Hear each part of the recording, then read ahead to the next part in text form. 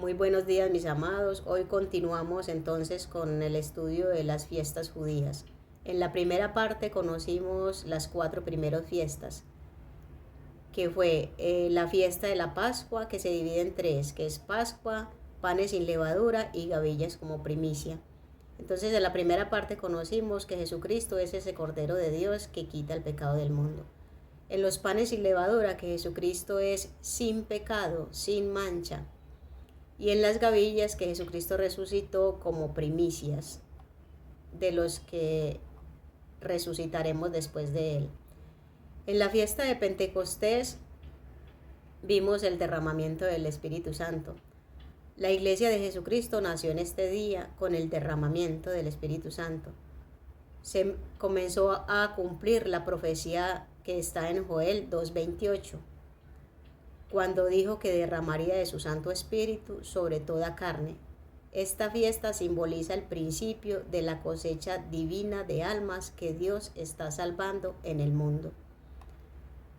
Hoy vamos a mirar las últimas 3 fiestas, que es la fiesta de los tabernáculos o fiesta de la cosecha. Esta fiesta también se divide en 3, que está el son de trompetas, día de la expiación y tabernáculos. Entonces, esta la encontramos en el capítulo 24 del libro de Levíticos. Recordemos que en el libro de Levíticos se encuentran todas estas fiestas. El son de trompeta se celebra entre septiembre y octubre. Se les llama el día del juicio. Pentecostés era la fiesta de los primeros frutos, pero esta era la gran cosecha. Recordemos que después del diluvio, cuando la tierra volvió a poblarse, todos tenían un solo lenguaje. Allí Dios confundió sus lenguas con el fin de esparcirlos por toda la tierra para hacer muchas naciones. Lo encontramos en Génesis capítulo 11. Ahora Dios restaura las lenguas dando armonía con el don de lenguas para hacer un nuevo pueblo para Él. Este toque de trompeta era un tipo de rapto, como lo dice en 1 Corintios 15, 51 y 52, que no todos dormiremos, pero todos seremos transformados en un momento, en un abrir y cerrar de ojos, a la final trompeta. ¿Qué quiere decir esto? Pues dice muy clarito, no todos dormiremos, o sea que no es segura la muerte, seremos transformados. Esta trompeta no hace parte de la serie que se tocará en el juicio final de Apocalipsis 8 y 9. La trompeta es usada en la Biblia con 4 propósitos. En el libro de Números capítulo 10 lo encontramos. Primero, convocar la congregación. Segundo, hacer mover los campamentos. Tercero, prepararse para la guerra. Y cuarto, celebrar las fiestas. En Joel capítulo 2:12 vemos un toque de trompeta donde Dios manda a llamar al pueblo. Es tocada esta trompeta como una alarma, donde Dios le dice al pueblo que se arrepientan, porque el proceder no es bueno, y cuando no se hace las cosas como Dios manda, el pecado está al acecho, y Satanás toma ocasión por el pecado, y vienen entonces todas las desgracias de nuestras vidas. Estamos en tiempo de Pentecostés. Esperamos el toque de trompeta para estar por siempre con el Señor Jesucristo. Entonces, mis amados, ¿estás consciente de este toque de trompeta que anuncia el regreso del Señor por su novia, que es la iglesia? Prepárate, porque vendrá. Ya no tengas que presenciar las 7 que se tocarán en el juicio final de Apocalipsis 8 y 9. Así como Dios en el libro de Joel capítulo 2 hace un llamado a su pueblo, el Señor ahora también está hablando por muchos medios y por muchos siervos que procedamos al arrepentimiento, que pongamos atención a lo que Él ha anunciado con muchos años de anticipación para que no tengamos ninguna excusa delante de Él. Recordemos que Él dijo que se predicaría este evangelio en todos los lugares del mundo y entonces vendría el fin. Y el propósito de estos audios y de todos los que hablamos en el nombre del Señor Jesucristo es llevar este evangelio a los rincones del mundo que por este medio se puede lograr y entonces vendrá el fin.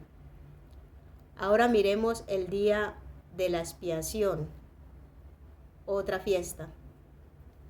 También se conoce como Yom Kippur. En el versículo 27 la encontramos. Es el sacrificio que aplaca la ira de Dios. En el Antiguo Testamento era la sangre de machos cabríos, como lo dice en Levíticos 16. En el Nuevo Pacto es la sangre de Jesucristo. Lo vemos muy clarito en el libro de Hebreos, capítulos 9 y 10.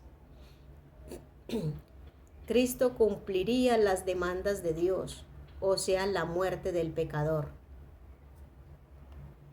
Él pagó por ti y por mí. Mediante este día, Dios quiere quitar el pecado del mundo.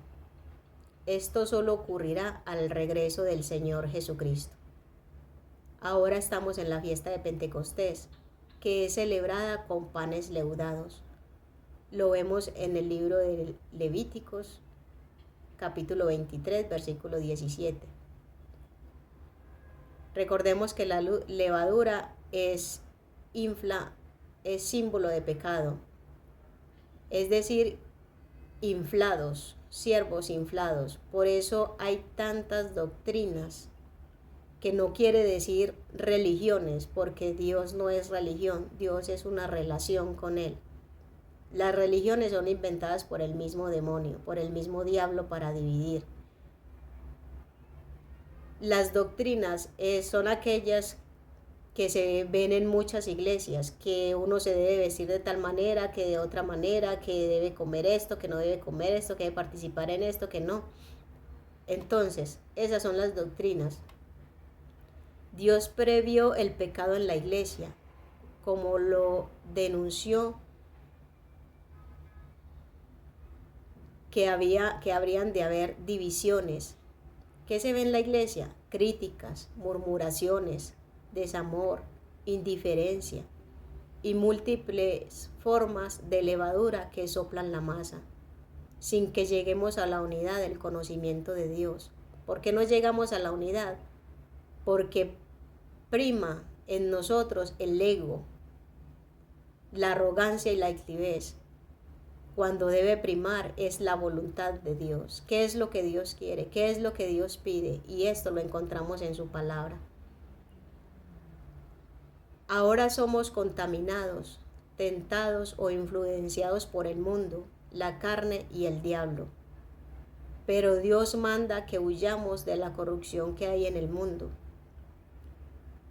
Con el derramamiento del Espíritu Santo sobre su iglesia nos da la victoria para vencer todas estas obras de la carne que se levantan contra el Espíritu y que no nos dejan crecer en el conocimiento de Dios y en el poder de su fuerza.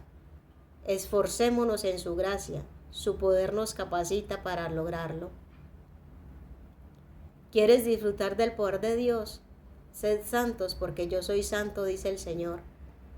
Y en el Salmo 93:5 dice, la santidad conviene a tu casa.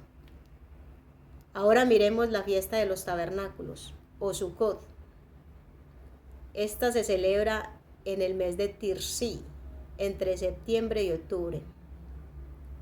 En el versículo 34 y 42 dice, en tabernáculos habitaréis 7 días, todo natural de Israel habitará en tabernáculos. Esta es una fiesta de gozo, donde se celebra la abundancia de Dios por sus cosechas y por su protección divina. Israel disfrutó de todos estos beneficios cuando obedecía a Dios. Cuando desobedecía venían todos los dolores, las desgracias. Lo mismo ocurre con la iglesia. Si le amamos y obedecemos sus mandamientos, Él nos guardará y se manifestará a nosotros. Esta es una fiesta de unidad. Así la iglesia de Cristo debe estar unida pues siendo muchos miembros, también somos un solo cuerpo, del cual Cristo es la cabeza. La iglesia del Señor Jesucristo está alrededor de todo el mundo y somos un solo cuerpo. Cuando la celebración de esta fiesta venga, la iglesia dejará las divisiones y diferentes doctrinas y seremos uno con el Señor. Cuando termine el periodo de 6.000 años, que es el periodo de tiempo del gobierno del hombre sobre la tierra, y de ahí empezará el Señor Jesucristo a reinar sobre la tierra. Cuando este periodo termine, se cumplirá esta fiesta, y con ella Jesús inaugurará su reino milenial, como lo vemos en Apocalipsis capítulo 20. Esperamos nosotros como iglesia ese milenio y una eternidad con el Señor Jesucristo. Miremos, mis hermanos, mis amados, qué maravillosa revelación que Dios ha dado a su pueblo. Una visión de su presencia y de sus misterios revelados a su iglesia. ¿No les parece maravilloso, mis amados, que Dios con anticipación haya revelado esto a su iglesia, a su pueblo? No tenemos excusas. Por eso es que Dios no acepta ninguna oración que venga a Él si no es por medio de Jesucristo. Por eso es que delante de Dios nadie se puede justificar por las obras, sino la única obra excelente y perfecta delante del Padre Celestial, es la obra de Jesucristo en la cruz, porque Él fue quien pagó la deuda que nosotros teníamos con el Padre.